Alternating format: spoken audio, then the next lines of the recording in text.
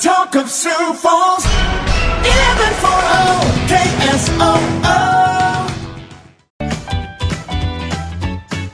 3:15 here on the Talk of Sioux Falls, 1140 KSOO. On Saturday, folks, you're going to want to think about going out to Strawberry Winery in Renner because it's the Folk Off and Rib Challenge. Its music starts at 10 a.m. It's a festival of Americana music. Enjoy a day of music, wine, beer, and barbecue. Bring your lawn chairs. You sit in the lawn. It's lovely. There'll be songwriters and folk acts and Americana competing for the Judge's Choice Award. They got barbecue. They're going to give an award there. And the evening wraps up with Red Willow Band, an old Sioux Falls favorite, and featuring Kenny Putnam and Hank Harris, a couple of very accomplished musicians. The benefits go to Boys and Girls Club of Sioux Falls, the Sioux Empire, and South Dakota Friends of Traditional Music. 15 in advance, 20 at the gate. Get tickets at brownpapertickets.com. So, we're in the middle of this healthcare debate out in the Senate. And it's going on right now. And they had a vote earlier to decide whether to proceed with debate. It was tied. Had to be broken by the vice president. The prospects of the Senate actually passing anything in the very near future are probably not great. John McCain did make it back after his health problems, his discovery of that with the blood clot and the cancer in his brain, but he made it to cast a vote in that. There's no guarantee he's going to vote for the bill because he seems to be against what's in there, but we'll see how that goes. And the thing is, I'm just mad. The president is essentially AWOL on healthcare. He's AWOL. He's been going around saying there's no loyalty. He says, send it to me and I'll sign it. Well, send what? What do you want? These are real issues. This is not gamesmanship. It's not a negotiation. It's life and death. It's healthcare. It's personal to every American. You're talking about potentially bankrupting hospitals in the deepest urban areas and the most remote rural ones. These are places that depend heavily on Medicaid. These are places with higher than average populations of low-income people who don't have or can't afford health care. They're in the bubble between Medicaid and being able to afford insurance. These are the people who are most harmed by Obamacare, who are in that notch. But if they can't pay, they're not going to pay.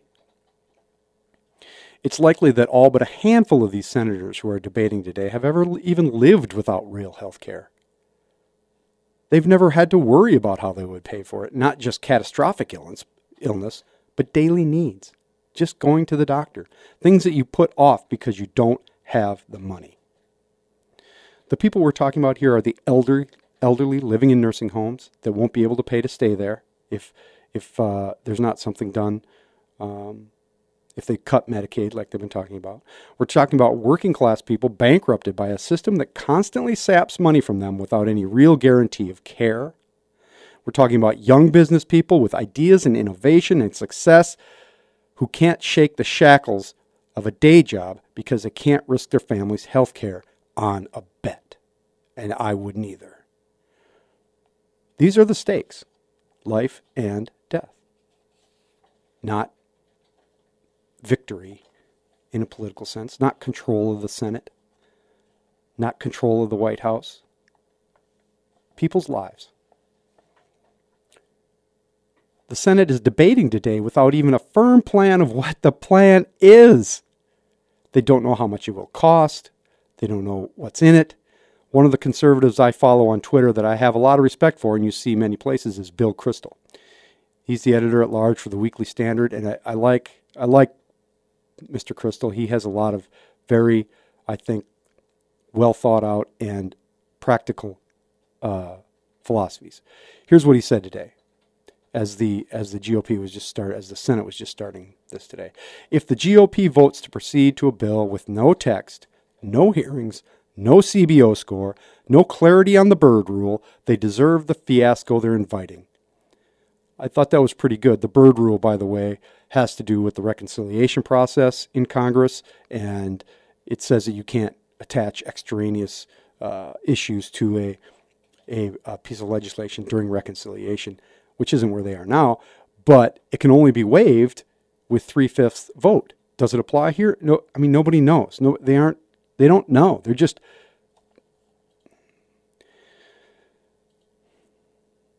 this is where we are. We're sailing rudderless, pushed only by changing winds of raw power. That's all it is. That's all this is. It has nothing to do with trying to take care of the American people in any sort of coherent fashion.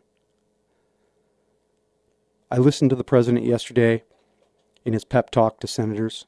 He was speaking in front of, he wasn't actually in front of the senators. He was just talking to the cameras in front of a bunch of people. It was half blaming the Democrats and Obamacare and doom and gloom and everything's going to heck, and half yelling at Republican senators for disloyalty. Loyalty to what? To who? To him? If he's talking about the American people, this is not being loyal to the American people. But what he wants isn't either, because he doesn't know what he wants. Our president is a bombastic liar who does not care one whit about the policy. All he wants is to say he repealed Obamacare. That would be great. I mean, if I'm on Obamacare. It's cost me too much money, and the deductible is way too high. I worry every time I walk out of the house and get on my bike that I'm going to have something simple. I could break a collarbone. Very simple injury. I'd have to pay that all basically out of pocket because my insurance is so bad. So I know it's personal for me, and it's personal for much of America. So tell me what you want to do. Don't tell me you're going to repeal the insurance I have, as bad as it is, and not tell me what you're going to do for me. If you don't have any solutions, if you don't have any policy initiative, if you don't do the actual hard work of thinking, researching, and writing public policy that guides the nation, why should I care what you think? The White House has at its disposal all the resources of this country, all the great minds of this country, all of the research power of this country, and they have chosen to be AWOL on the policy. And what we're left with is a Senate in complete disarray because they can't agree on anything. Who has the health and welfare of the American people at their core? Who? Where are we in this debate? If I get in my car tonight, and I'm driving, and I'm hit by an uninsured driver, which happens all the time, and I have back injuries, debilitating neck injuries that will last a lifetime, what am I going to do? I'll go bankrupt. I'll be on Medicaid. I'll probably lose my job because I won't be able to sit in this chair and talk to people because of the pain. That sort of thing happens all the time, and that's a kind of a worst case scenario. But it happens, and it happens every day, and that's why we're here. That's what got us to Obamacare in the first place. And nothing I'm hearing out of the Senate is going to solve any of those problems. Risk pools, you're going to charge. I'm not at risk right now. There's no coherent policy. And so the Senate's going to go in there, and maybe they will come up with something that they'll pass. And then it'll have to be reconciled with the House bill, which is also a train wreck. But at least they pass something. And, 8 or 12 of them will sit around a table and look at each other and have the same argument over and over and over again, and they still won't be able to come to any consensus. And then they got to go back to each chamber and try and pass it back through again. So when the president says, send me something and I'll sign it, it's just hollow. It's just hollow. You want the Senate to be loyal to you? A president whose lies are so well documented that the New York Times has a rolling story on them, dozens and dozens and dozens of them, documented with proof. A president with no real notion of America's role in the world, that listening to him talk, I don't know what it is. I can't tell. I don't know if it's right or wrong. I don't know. A president whose family and staff cavort with Russian spies. And that's all you can call that. Over and over and over again. And then lie and cover up what they've done. We invited this chaos of government.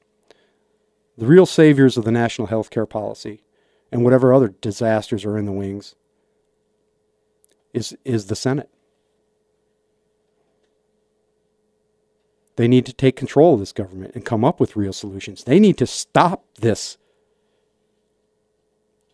pathetic posturing. They need to be the adults in the room. They are. That's where the power lies, is in the Senate. The Founding Fathers gave these 100 people this power for a reason, and it's time they use it. Fix healthcare. Don't listen to Trump. Find solutions with everybody. And if you end up with Medicare for all, Medicaid for everybody, that's fine. Do it. If that's the solution, just do it. So that's my P&L statement for the day. You can email me your thoughts at patrick@KSOO. Agree, disagree. It matters not to me whether or not you agree with me. You can still email me. That would be great. You can follow us on social media. P. Lalley Show on Twitter. Producer Dan Peters has been actively live tweeting, so you can get into that discussion. 1140 KSOO on Facebook. And KSOO.com. You can listen to us anytime. So it's 3:27-ish, and Dan Peters is next with the news on the Talk of Sioux Falls, 1140 KSOO.